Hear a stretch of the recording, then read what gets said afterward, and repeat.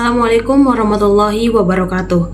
Perkenalkan, saya Dia Mutiara Putri dengan NIM C1L023016, mahasiswa program studi Pendidikan Ekonomi Angkatan 2023, Fakultas Ekonomi dan Bisnis Universitas Jenderal Sudirman.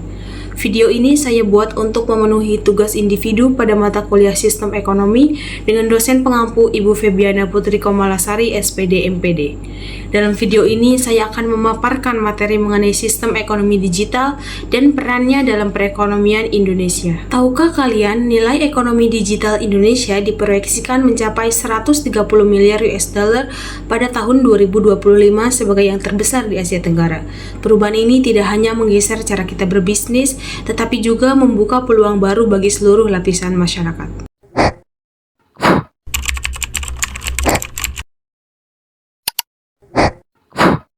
Ekonomi digital merupakan aktivitas ekonomi yang dilakukan dengan memanfaatkan teknologi digital, khususnya internet dan perangkat elektronik.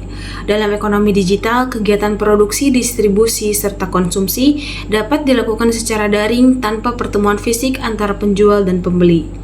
Hal ini berbeda dengan ekonomi konvensional, di mana interaksi ekonomi dilakukan secara langsung dan menggunakan alat pembayaran fisik seperti uang tunai ataupun cek. Ekonomi digital menawarkan efisiensi, kecepatan, serta jangkauan pasar yang lebih luas dibandingkan dengan sistem ekonomi konvensional.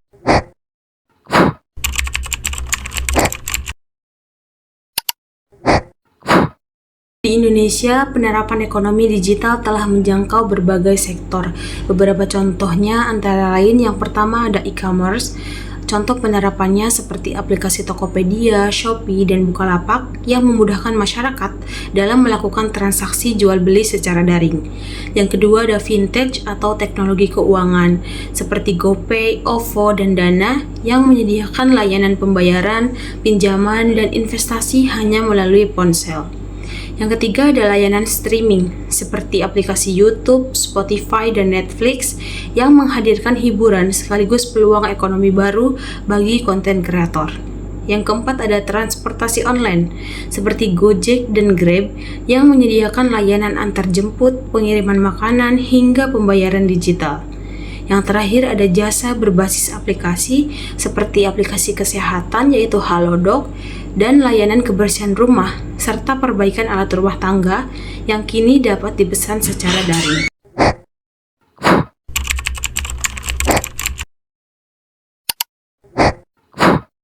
Ekonomi digital memiliki peran penting dalam mendukung pertumbuhan ekonomi di Indonesia.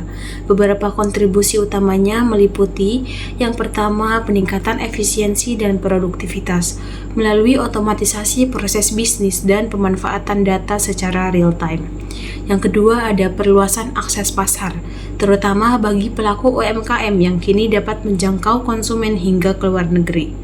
Lalu yang ketiga ada penciptaan lapangan kerja baru seperti di bidang teknologi, informasi, logistik, pemasaran digital, dan pelayanan pelanggan secara daring.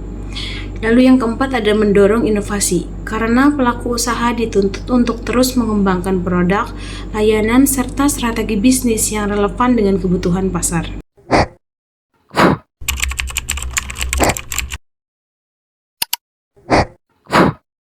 Meskipun menjanjikan, pengembangan ekonomi digital di Indonesia masih menghadapi berbagai tantangan, antara lain, yang pertama, infrastruktur digital yang belum merata, terutama di daerah terpencil. Yang kedua, kesenjangan digital antara masyarakat perkotaan dan pedesaan.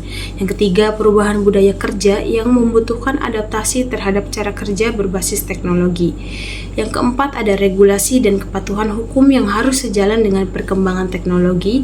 Yang kelima, ada perlindungan hak kekayaan intelektual yang penting dalam menjaga inovasi dari pelanggaran hak cipta. Dan yang terakhir, ada keamanan data dan privasi yang semakin krusial dalam menjaga kepercayaan pengguna di era digital.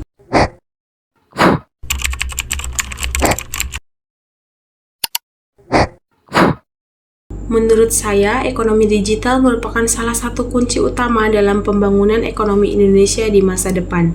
Transformasi digital tidak hanya mempercepat kegiatan ekonomi, tetapi juga membuka banyak peluang, terutama bagi generasi muda yang melek teknologi. Akan tetapi, keberhasilan ekonomi digital sangat bergantung pada kolaborasi semua pihak, baik pemerintah, pelaku usaha, maupun masyarakat. Masyarakat perlu memiliki literasi digital yang memadai serta menggunakan teknologi secara bijak dan bertanggung jawab.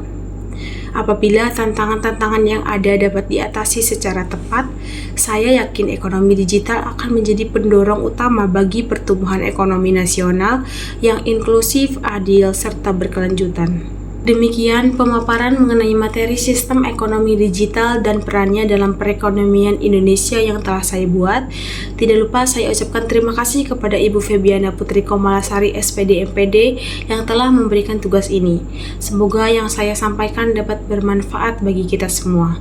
Mari bersama wujudkan ekonomi digital yang inklusif dan berkelanjutan.